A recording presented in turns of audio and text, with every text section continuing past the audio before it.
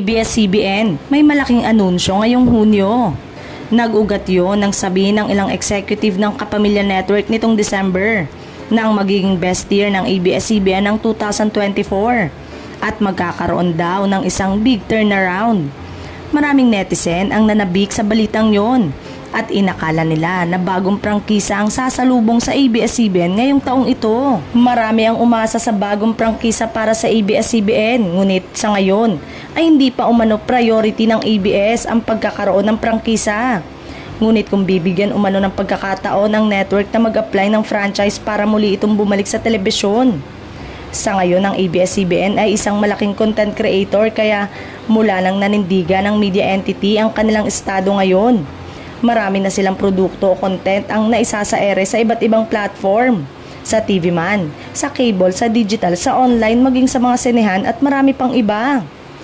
Ang sinasabing big turnaround at best year ng ABS-CBN ay more partnership at collaboration sa mga malalaking kumpanya, media companies at international project at ang pagbabalik nito sa dating channel sa All TV.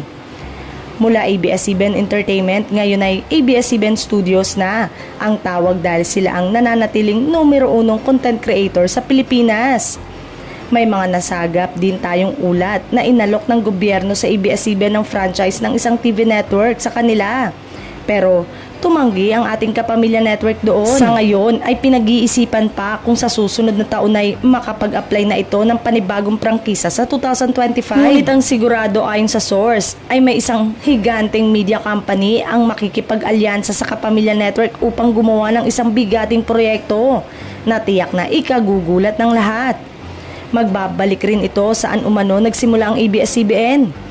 Mas malawak, mas malaki at mas madaming makakapanood sa isang malaking partnership ang mangyayari na iaanunsyo ng ABS-CBN sa pagpasok pa lang ng buwan ng Hunyo.